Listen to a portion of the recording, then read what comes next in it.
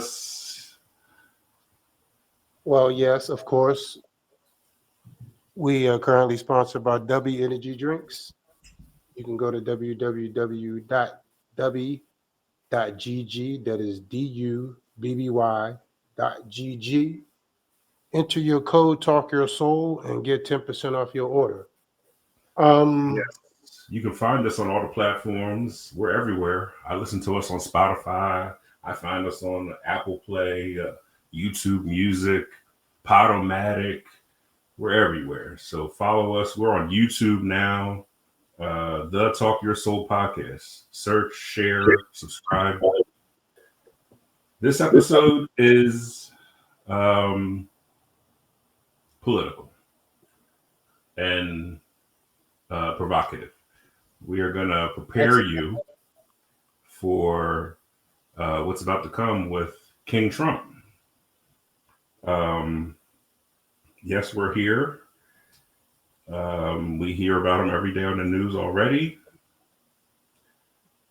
America has spoken, and maybe that's where we should start. Is talking about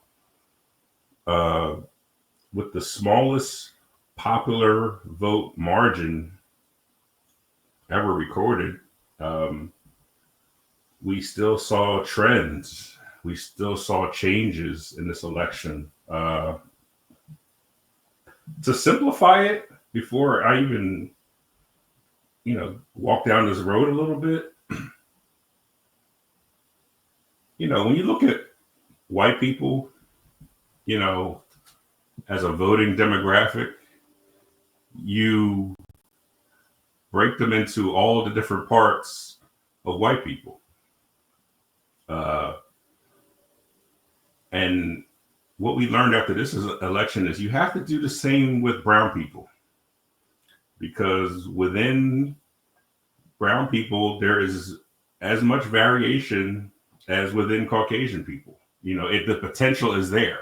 We now, we thought that America was just becoming browner, and by becoming more brown, it was going to become more democratic. But you have to do things to make sure that you take advantage of those trends. The Democrat Party did not do that. So yeah, we're here, brother. How are you faring in this media, pre-storm before he's even, sworn in? What did you feel coming out of the election? I just feel that America has you now see the real America, and I say that to mean that, like, you clearly have to be of a certain mindset to completely go against all constitutional and democratic principles to ensure that this man gets back in office. And so when I see that, I know there's more coming. It's not necessarily about him being king as him being a puppet king. Yeah, I mean, I think it's the incumbent thing also, like with Joe and the country wanting change. Trump in the end, in a weird way, he represented change. And so, voter turnout was a piece of the puzzle. The polarization within the party when it comes to something like, Palestine and how that issue split the Democratic Party. There's a lot of and some of these local races, came down to hundreds of votes or just thousands of votes. So again, like turnout in the end, the Republicans' machine was just more put together as far as the turnout and public sentiment. That speaks to some people want to change within the Latino demo. There's a big shift with males in the Latino demo going with Trump, females with Kamala. So that was a split we never seen before. So yeah, this is America, as Childish Gambino would say. This is America, and we are here for it for the next 4 years, and we're here to prepare you with this episode. I will say this. I'll say this. Yeah. A lot of people may not want to hear this, and I'm not speaking on how I personally feel about it when I say this, but this whole, gender identity movement has always been polarizing, and I think you now see it in the elections because, let's be honest, there's just a lot of Americans, even if you just take politics and party out of it, there are a lot of Americans that don't agree with that. And then when you have a candidate that is outwardly saying that they will get rid of it, of course they're going to vote for that man. It just kind of makes sense. And I think that it also lends to a notion that I think is at the heart of political campaigning, which is just about streamlining your interests. They hone in on different demographics based on what it is that they want or don't want, and they just hound them with that, either through admonishing the opponent or bigging up themselves. You know what I'm saying? And then I think what tends to happen is you stop looking at the person as a whole. That's why if you remember, I asked you a while back, like if party was taken out of this and you had to vote for somebody purely based on their merit as a person, like how would you vote? And I think we're seeing the extreme case of what happens when you don't do that. Because for me personally, I'd be lying if I didn't say that there were some Republican policies that I can get on board with. There are, but I just think that's part of being human. Mm-hmm. In real life, you kind of walk the gray area, unless you're just that type of person that lives for politics. But I digress from that. What I'm saying is, for me, the reason why I don't like Trump is that he just represents a bad image for us on the world stage. Like he's just, you know what I mean? I remember the last time how they talked about how like other, foreign emissaries and stuff were laughing at this dude behind closed doors. You know what I'm saying? Like, I just don't think it's a good look. We just need it's the same way that I feel like some elite mindsets here in the U.S. even laugh at Putin sometimes, or laugh at China, or should never laugh at what's happening in Venezuela, where there's dictators ruling these countries.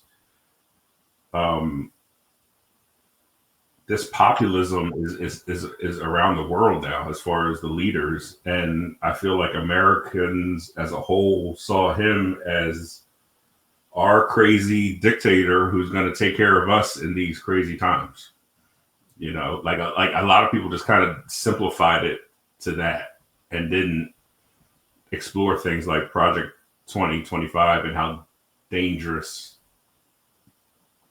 things are coming our way that we need to prepare for, and now it's a little bit of a honeymoon hangover or whatever it is in between phase now where, there's things happening right now before he's even, inaugurated. But again, X-Men, we've been here before. You know what I mean? So we're going to prepare you, for what's coming. Uh, Project 2025, man. Like, I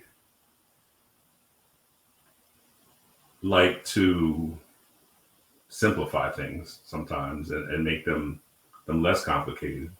Um, and in the effort to do that, I kind of I asked the scrolls to uh, break it down to me like I'm in fifth grade. What is Project 2025? What are its goals? What are its tactics? And what are its dangers? Um, Bold print, and then I'm going to let you get into the minutia. You know, Bold print is how the government is going to be controlled. That's one of the goals of 2025 is to uh, help the president make decisions, to have the power to make decisions quickly without checks and balances by changing the rules of government That and, is in a nutshell. and promoting the ideas, that the Republican Party stands for through every single decision that he makes. Well, let's put this in its proper perspective, because Mhm. in being fair about it, it's not Trump doing this. It's just going to be Trump who benefits from this. And that's why they want to make sure that someone like Trump is in office, because he's going to go along with this. You know what I mean? But just so people understand, Project 2025 was an idea drawn up in the back rooms of American politics, through the Heritage Foundation. And the reason why, well, I mean, I won't go there. I'm just going to say that this this was introduced in the same manner that a lot of these bills are introduced, through the notion of PACs.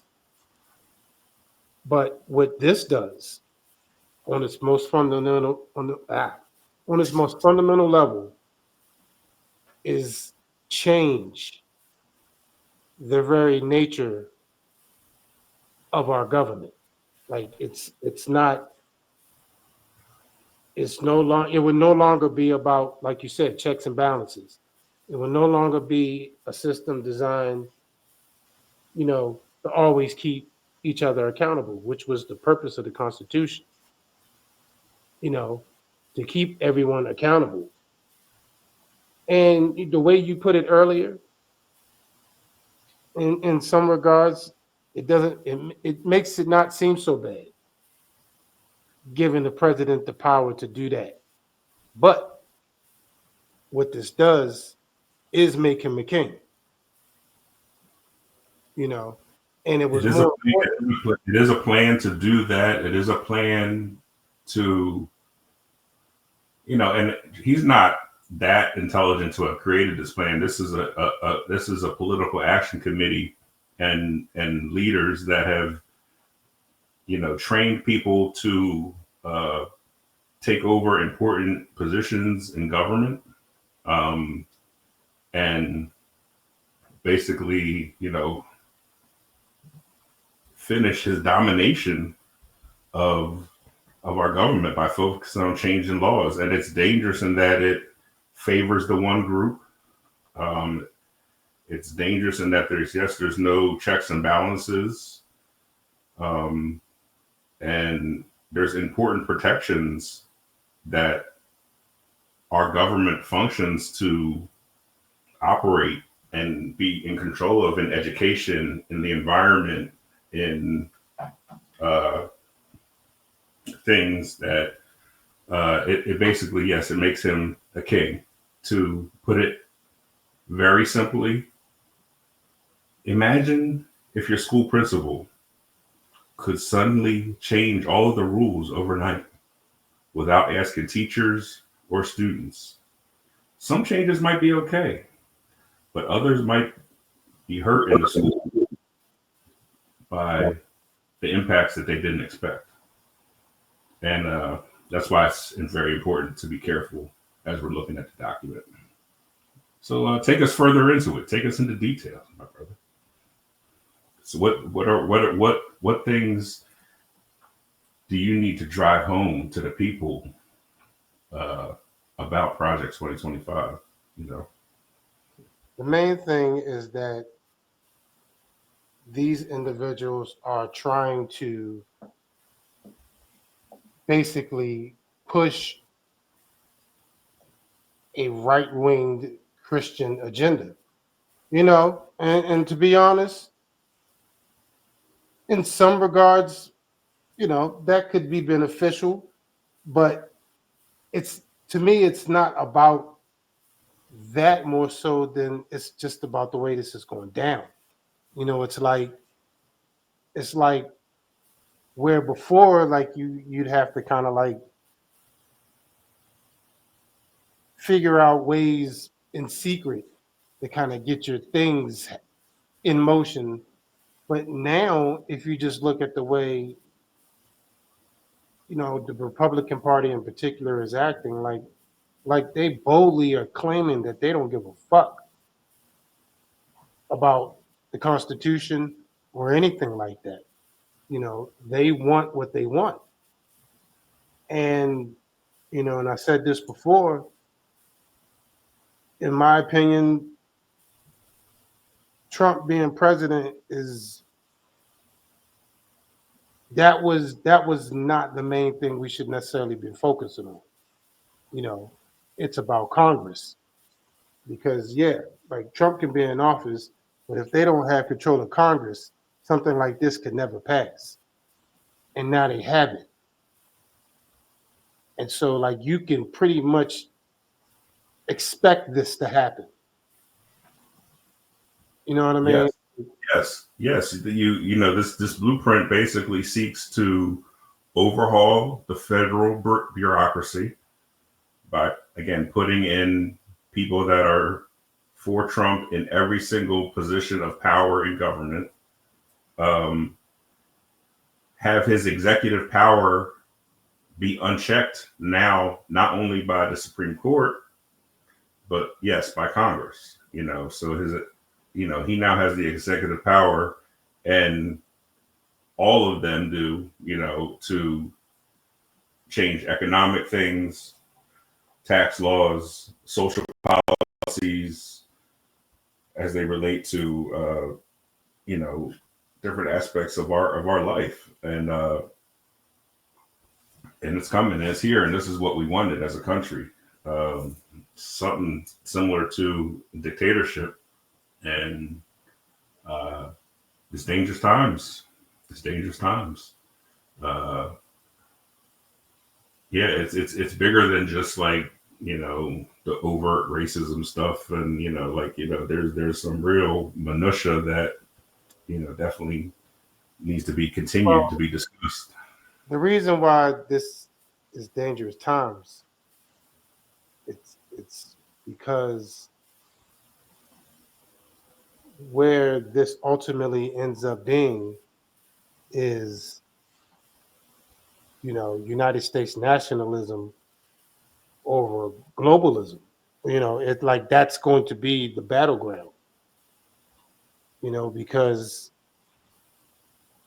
at least in my opinion, that's the only logical outcome of something like this. When you have this radical dude like Trump and you have this radical Congress who are just like, riding this dude's coattails like they really believe he's Jesus or something. But anyway, I digress. What I'm saying is eventually they're going to be at odds with other nations. This is not going to be a situation where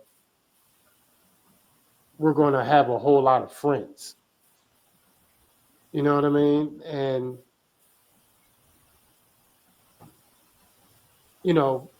I bring this up because I want people to also be aware that while all this is going on, the United Nations has recently passed, some policy of its own.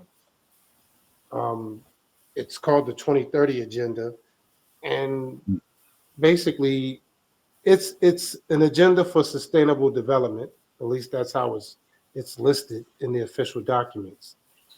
But if you read it, what you realize is they're trying to pretty much globalize everything. So, like, essentially, this is the document that is the foundation for one world government. This document. And what Project 2025 does, it's complete opposite.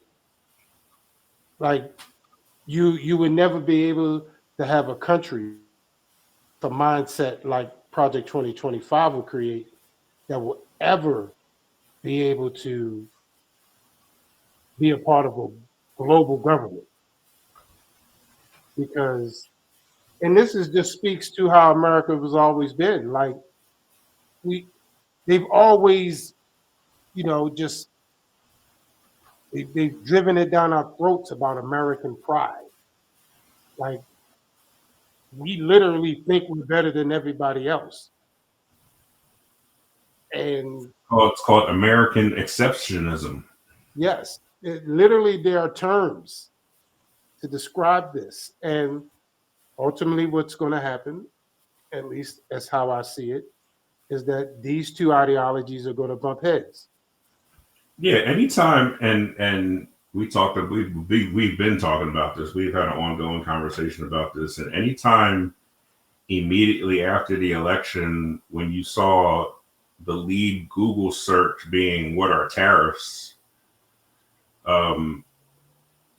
Tariffs are something that's going to alienate people like Canada, bro. Like people who like been with us since World War One or before that. To be like, if you could piss off Canada, like Allow me to put this into perspective for America. Tariffs are the thing that caused the Boston Tea Party. right. Let's go way back. You know what the Boston Tea Party led to. So shout out to Christmas addicts. Shout out to Christmas addicts. You know what I mean? But I mean, just using that example, if that becomes the situation again, and like you said, other countries aren't going to be favorable, and they've tried to thwart this. That's why they're going to retaliate. They're going to retaliate. They're going to retaliate. But they saw it coming years ago. That's why the whole thing with NAFTA was a thing, because they wanted to like already establish good rapport with our neighboring governments, so that when we come and do some bullshit like this, like they won't be mad, or at least it'll be too late for them. But yeah, like I mean, we could, and I don't even want to use the words, but I can't help but think that like things are rolling in motion where they could ultimately lead to, like world conflict. Like, I mean, like, I don't want to use the words. I don't want to use those three words. You know what words I'm talking about. Like, I don't want to use them. So I'll just say global conflict on a scale, undreamt of, or however it is that, Dr. Strange said it in Avengers. Undreamt of in him, whatever it is he said. This shit is unprecedented. Unprecedented. Yeah, unprecedented. Because even the former wars, like at least we played it smart if we're going to end up in it. Like we waited until we had no choice. Now we might actually be the cause. And think of it this way. If you don't ally with the right nations, there's the potential that you could see, battles on American soil. We all don't want that. Trust me. Like, that's why we have this glamorized, romanticized view of war now, because we've never had to experience. Our soldiers did when we sent them over there, but we never had to experience war you know, like watching a city like Berlin get blown to pieces. And even in the Middle East now, the way that's happening. Like, imagine living like that. Yeah, I mean, it's happening. It's all over the world. The Russian-Ukrainian war. Now Syria has broken out in another civil war. Even today, breaking news, South Korea, there was basically a low-key revolution in South Korea today and they basically blamed North Korea, to be like, we fought in Korea before. Like, we were like, a lot of white and black soldiers died in Korea, so yes, this has implications for our country, all these things that are happening around the world. And if we go about it with a certain kind of attitude, be careful what you wish for. You just might get it. And, talk about bombs over Baghdad, man, it might be bombs over Boston, and I don't want that. None of us do. And like, I feel like, this is the world but in the end, this is the world that, people thought Trump was going to be better than Kamala. In the end, I personally think for their pockets and for their protection. That's all I can take. That's my take from, the election results, like that those kind of things and other stuff, like you said, going back to Latinos. First of all, looking at them as a group is racist, because like I said, they don't look at white people as like one group that votes the same way. So it shouldn't have never been done for Latinos either. You know what I mean? And Republicans used to say about Latinos that they were Republican and they just didn't know it yet. And like, when you talk about, the culture wars and stuff like abortion, and gender issues, like, there's South American cultures that, strongly are opposed to that from a Catholic, Christian perspective, culturally. So shout out to the Republicans for like, really just like, riding that wave, and it's going to be a creative future that the Democratic Party is going to need to discover to swing the trend in another 2 to 4 years. Tell people before I have a way to take us through preparation to make sure that we're doing everything we need to do to prepare for these times. But before we go into that, I want to make sure you don't have anything else that you want to talk about with Project 2025. No, other than, I don't want people to necessarily take our word for it. Go look this shit up. See if we have stuff. So that's the first thing. That's the first thing that we're going to do in these times, is we're going to stay informed. We're going to research proposals, see how they impact things with taxes, healthcare, immigration, climate change, and international relations. We're going to have to follow trusted news sources for updates on policies and cabinet appointments. Guys, I know you love your TikTok news, but, at least follow NPR on TikTok. Like, at least like try to, make an attempt to, follow Al Jazeera on TikTok, like to get some unbiased or some other side of the coin, and follow Fox News too. I'm not saying not, like I can't say that you should know your enemy. You should know your enemy very well, huh? C-SPAN, not Fox News. Yeah. Okay. Um, you should also review your finances during these times. You know, tax changes are coming that could affect your personal tax situation, your finances, or your business situation. Uh, Low key, financially speaking, exclusively, this is the one reason I used to say you should vote for Trump is your money. Um, yeah, like money is going to be moving differently, in these next 4 years. Um, the third thing we should do is engage in civic participation. We should communicate with our representatives. We thank God I'm in Pennsylvania where we still have Democratic governor Shapiro, almost a vice presidential candidate, very presidential kind of guy. Uh, you know, Participate in your local and national advocacy efforts that align with your values and stay engaged. Um, you should also plan your health care appropriately. There are some changes that might be coming with the Medicare Affordable Care Act. Look at your insurance, your plans, make sure it covers your medicines, kids, all that kind of stuff. With what's happening with immigration and policy changes, if you have a loved one who might be affected, get lawyered up. It's time to get lawyered up and know what your rights are, and stay vigilant about all the changes as they come down. Climate changes, resist, fight, explore opportunities to be more energy efficient on your own to help the problem that way.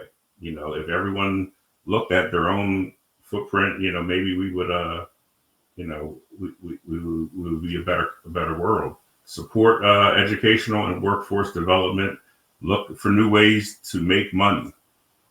Get in that car, start driving Uber, start door dashing, and then until you get the skills of a videographer, and then you can make a lot of money doing that, or be an engineer, or sell water ice.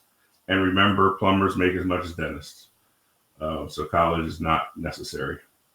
Build community resilience, strengthening your relationships within your community, support local businesses, and monitor these judicial appointments as they're coming locally and at a national level. To stay woke, guys. And again, back to media, evaluate your media accordingly,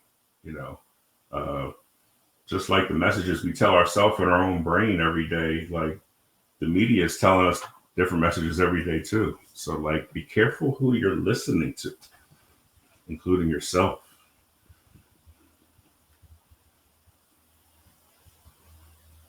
Are you done? Yes. You done.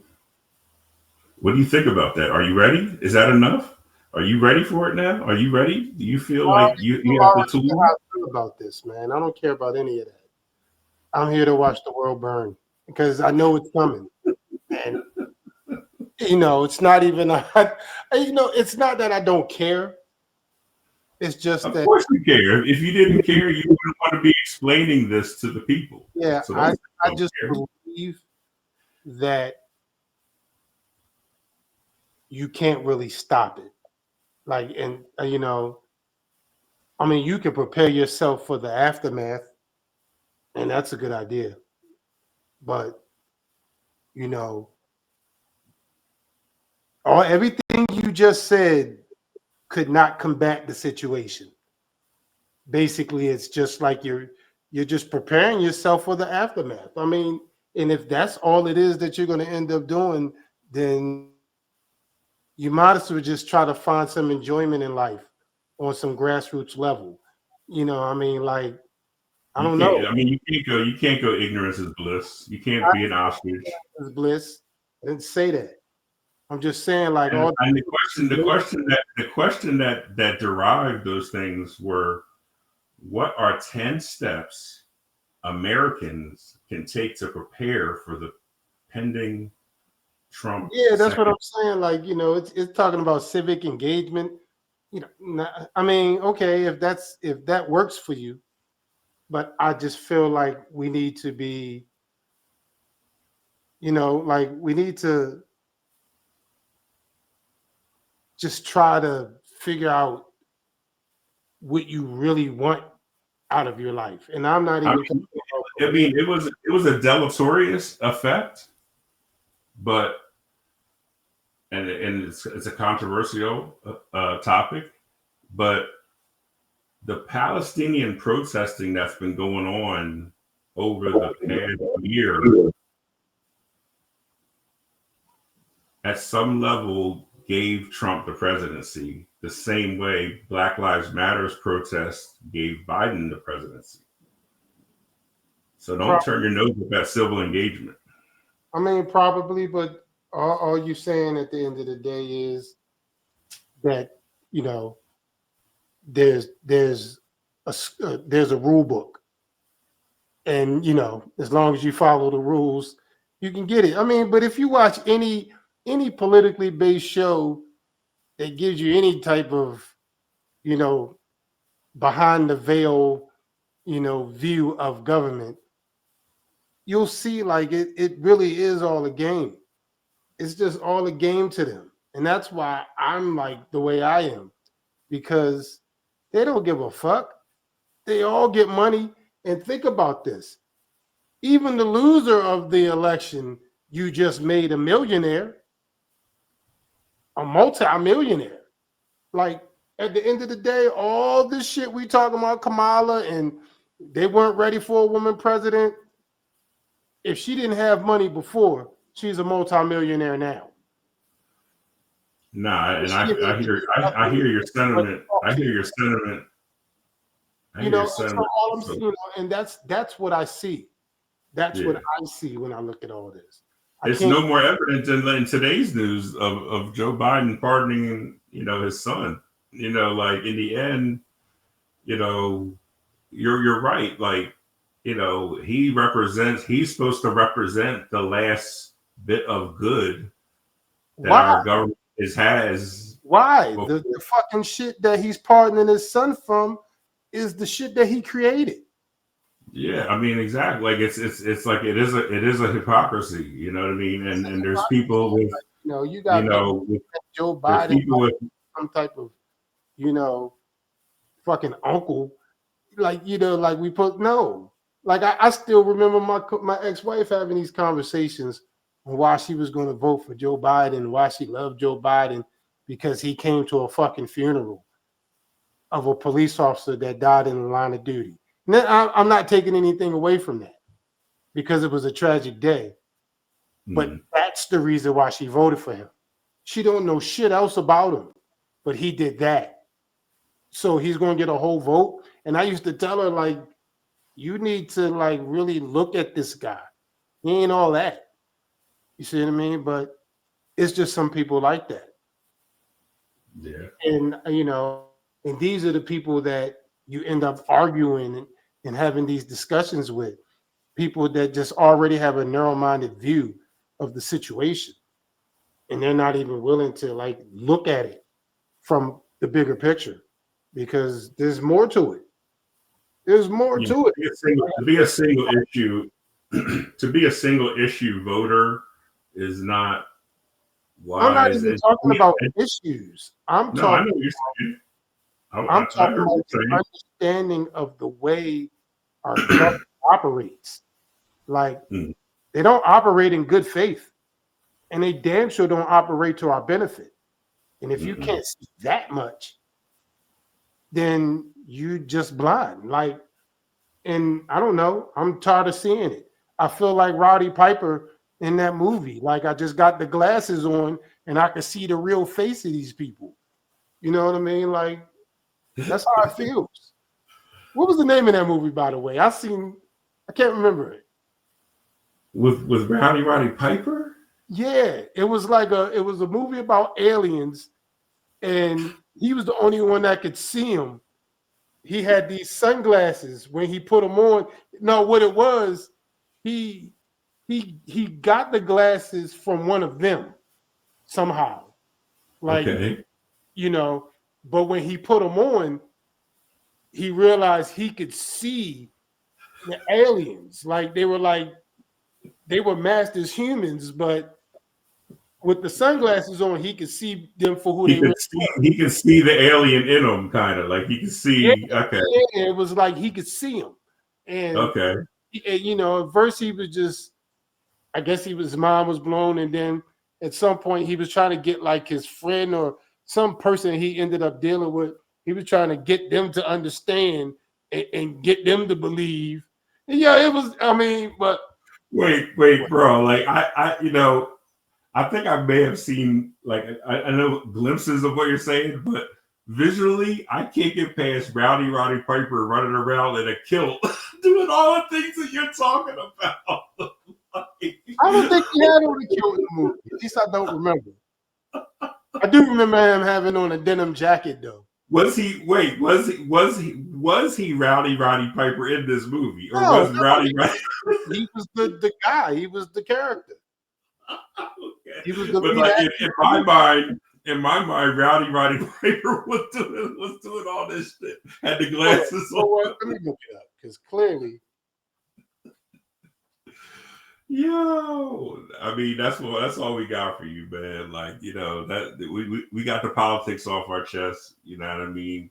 And you guys got to think about the rest. What do you say? I'll send you the link to this. The movie is called They Live. I'm surprised you haven't seen this.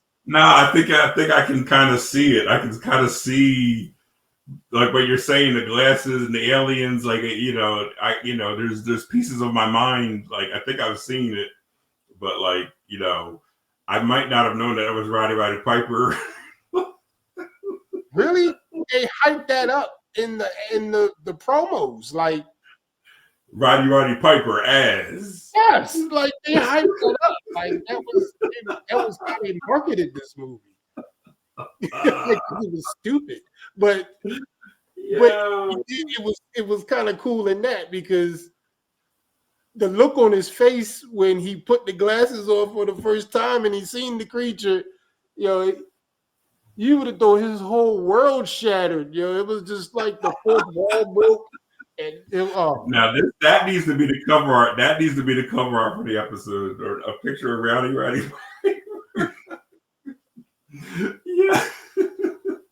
No. Yo, but like, what's crazy is it in a serious like what I sent you the other day, like trying to get an AI image of Trump as an emperor was denied by ChatGPT. Like that's how dangerous they know times are. You're not even allowed to make a picture of that because they know that it's the truth. You know what I mean? Like like this is that shows where we're at. Yeah. And on that note, we're gonna get out of here, folks, because as you can clearly see, we have nothing left to talk about. Yeah. But y'all should go check out that movie. Next episode is more stuff it was like the first. I don't know. But anyway, just go watch it. Shout out to Roddy Piper, Junkyard Dog, and Hulk Hogan. Peace. And yeah, screw it. I'm out. Yeah. Peace.